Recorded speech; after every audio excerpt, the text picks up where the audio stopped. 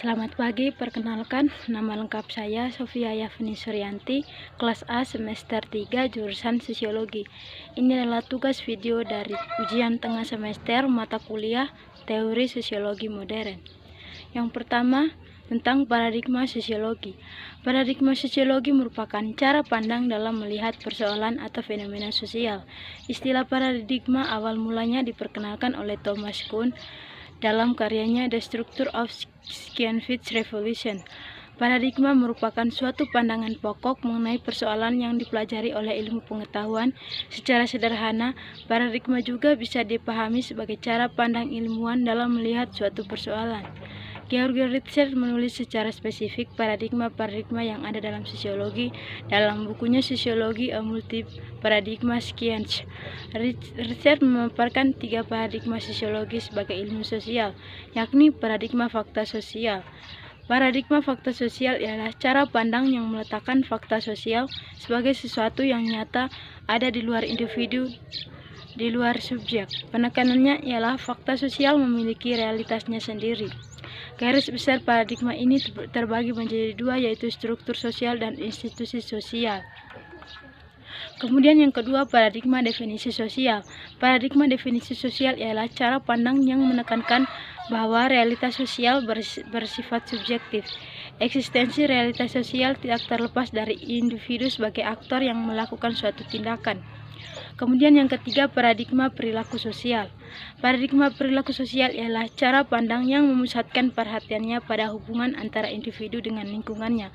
Realitas sosial merupakan realitas objektif yang dibentuk melalui perilaku-perilaku individu yang nyata dan empiris.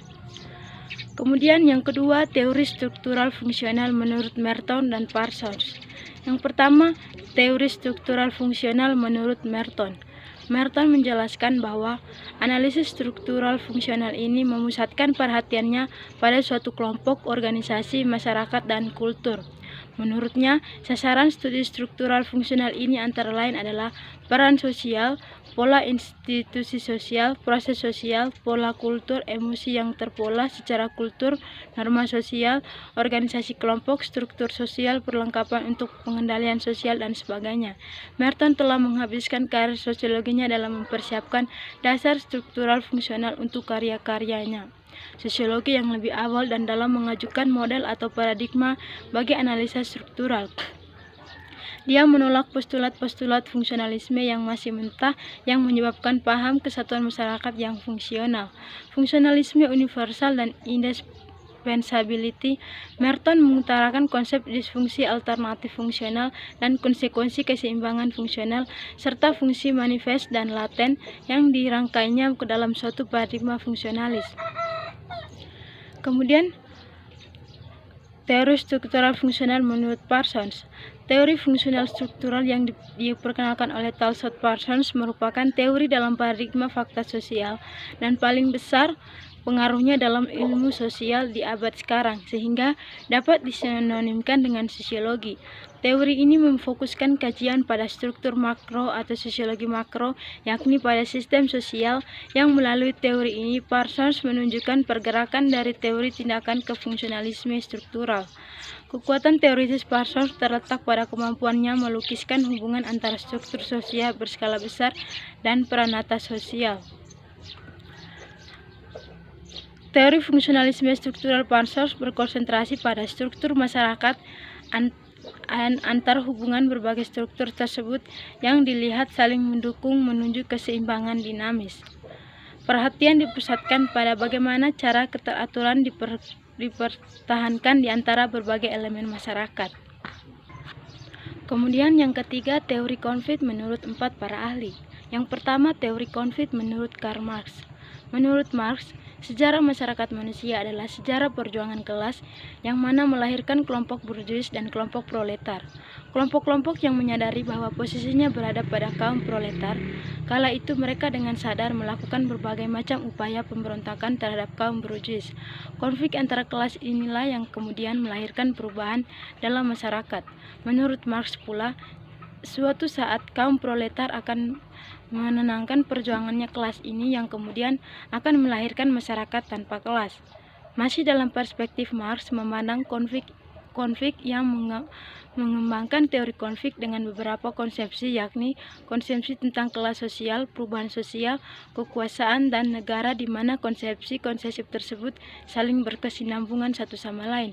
Negara tentunya memiliki kepentingan, oleh karenanya ini dimanfaatkan oleh para kaum burjuis.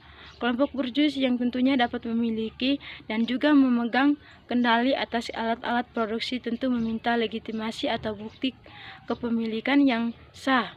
Bukti kepemilikan ini bisa didapatkan melalui negara. Oleh karena itu, kelompok burjuis memiliki kekuasaan untuk menentukan apa yang akan diproduksi dan didistribusi.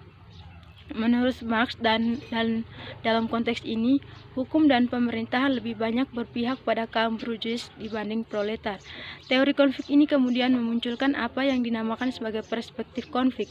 Perspektif ini melihat masyarakat sebagai sesuatu yang selalu berubah, terutama sebagai akibat dari dinamika pemegang kekuasaan yang terus berusaha menjaga dan meningkatkan posisinya.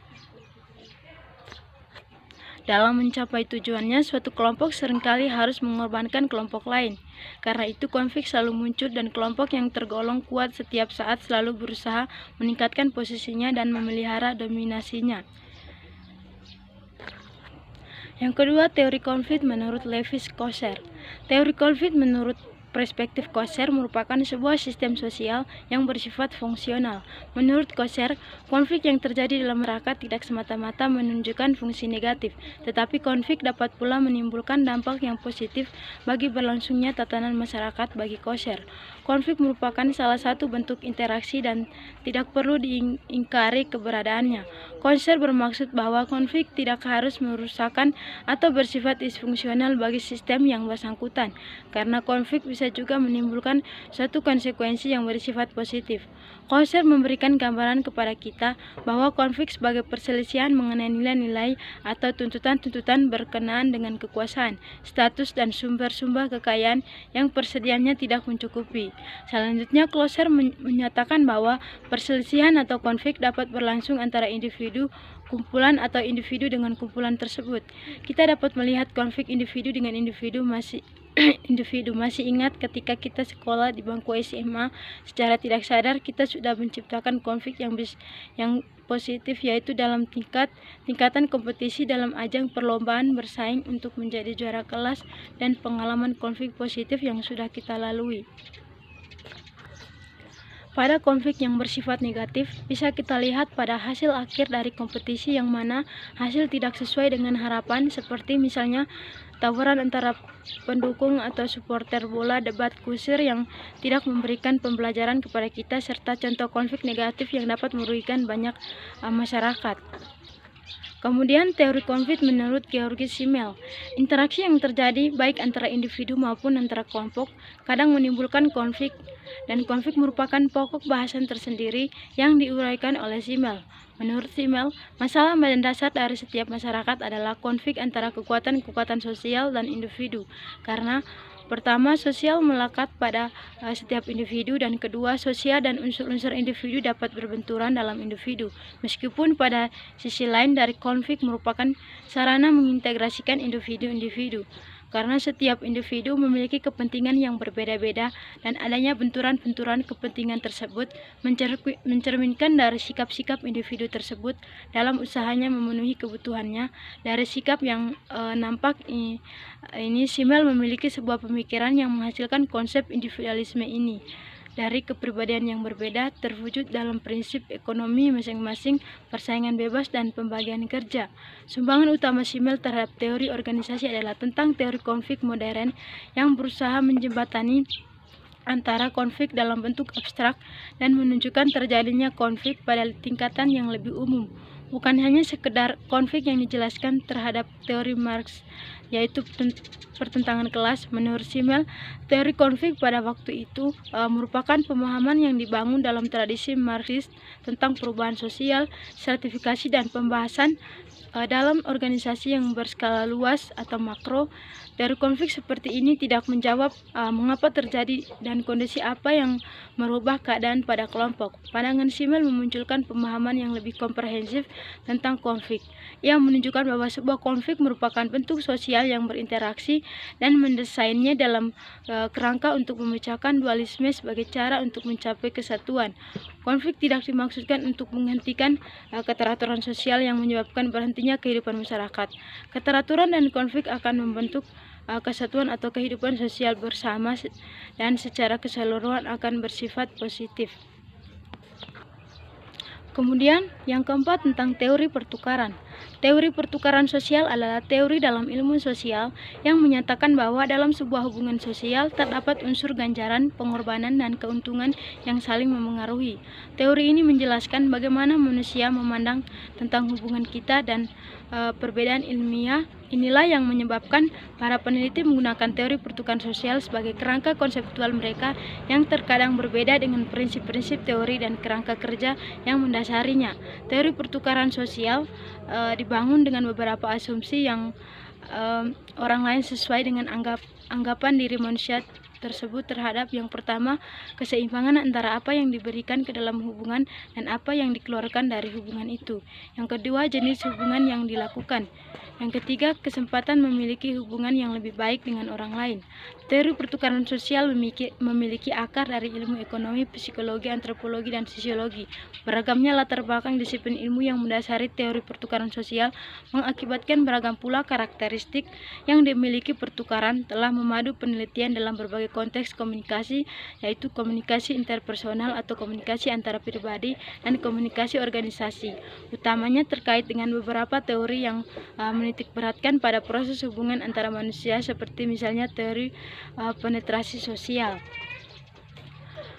Kemudian teori dramaturgi. Hidup diibaratkan sebagai sebuah panggung yang memiliki kisah. Masing-masing manusia memerankan tokoh-tokoh yang saling berinteraksi satu sama lain dalam berbagai konteks kehidupan. Dalam proses interaksi sosial yang dilakukan oleh manusia, maka ia hanya dapat melihat penampilan